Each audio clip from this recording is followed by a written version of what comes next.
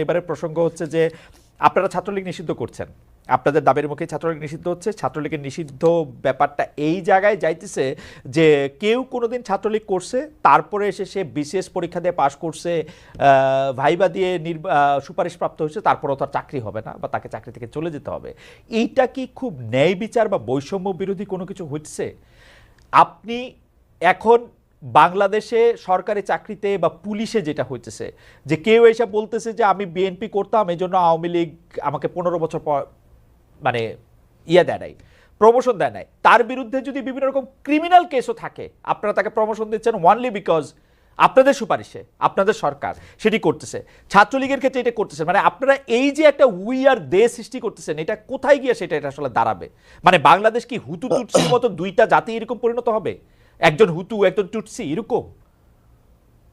ভাই, আপনাকে হচ্ছে যদি একদম স্পষ্ট করে বলি, আপনি এই দেশে থেকেছেন, দেশের বিভিন্ন সিস্টেম দেখেছেন, আপনি দেখেছেন আমলাতন্ত্র কিভাবে কাজ করে, রাজনীতি কিভাবে কাজ করে।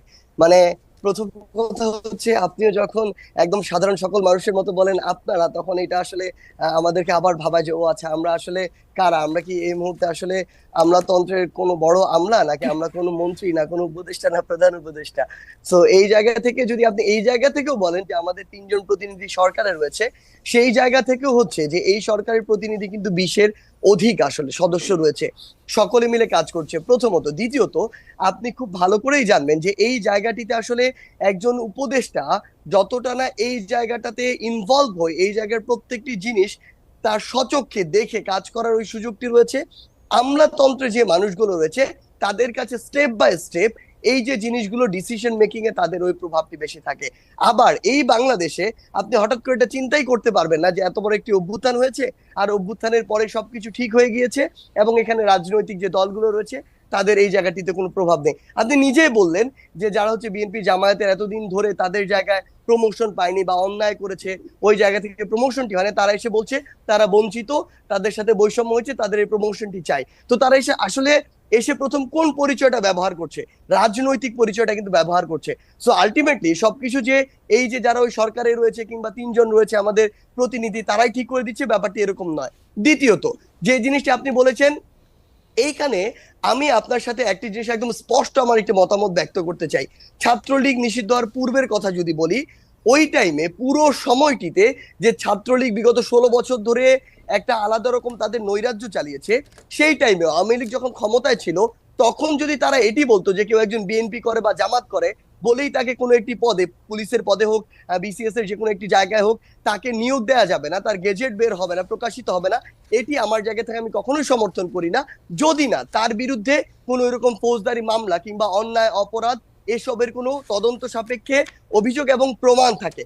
একইভাবে আমি আমার জায়গা থেকে মনে করি যে এই ছাত্রলীগ নিষিদ্ধ হওয়ার পূর্বের যে সময়টি ছিল, এই সময় বিগত 16 বছরে যারা ছাত্রলীগের বিভিন্ন জায়গায় কর্মী ছিল কিংবা পোস্টেড ছিল, তাদের মধ্যে কেউ যদি কোনো জায়গায় ক্ষমতার অপব্যবহার করে, অন্যায় করে, বিভিন্ন দলের কারো উপরে অত্যাচার করে, কিংবা তাদের জায়গা থেকে এই যে বিভিন্ন রকম অপশাসন দুঃশাসনের সরাসরি মাঠ পর্যায়ে সহযোগী হয়, কিংবা ওই যে রাজপথের লাঠিয়াল হিসেবে, হেলমেট বাহিনী হিসেবে ব্যবহার না হয়, যাদের এই ক্লিন ইমেজটি রয়েছে, এই অভিযোগগুলো যাদের বিরুদ্ধে নেই, তারা যদি তাদের মেধার ভিত্তিতে আসলে ওই বিভিন্ন পরীক্ষাগুলো উত্তীর্ণ হয়ে এসআই হোক কিংবা সিভিল সার্ভিস হোক কোন একটি জায়গায় যায়, তাদের ওই নিয়োগটি থাকা উচিত।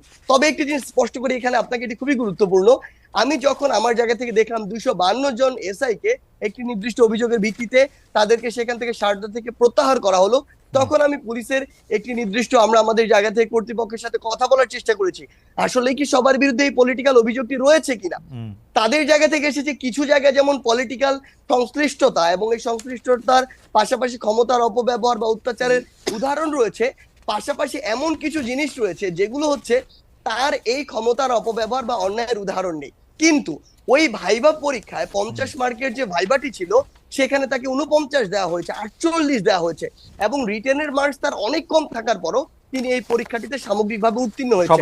যেখানে স্ট্যান্ডার্ড হচ্ছে, আমি একটু শেষ করে, আমার 2 লাইন লাগবে শুধু, তাদের জায়গা থেকে আরেকটি কথা বলেছে যে স্ট্যান্ডার্ড হচ্ছে 38 থেকে 40, মোটামুটি এরকম স্ট্যান্ডার্ডে পায়। কেউ দেখা গিয়েছে যে কাউকে অন্য দলের একটি পরিচয় আগে থেকে পাওয়া গিয়েছে, তদন্ত সাপেক্ষে বা গোয়েন্দা রিপোর্টের ভিত্তিতে তাকে দেওয়া হয়েছে ভাইভাতে 50-এর ভিতরে 10-15, তার রিটেন অনেক ভালো হয়েছে, কিন্তু এরকম দেওয়া হয়েছে। ওকে। তো এই সামগ্রিক বিষয়গুলো তারা তাদের জায়গা থেকে পর্যবেক্ষণ করে এই সিদ্ধান্ত দিয়েছে।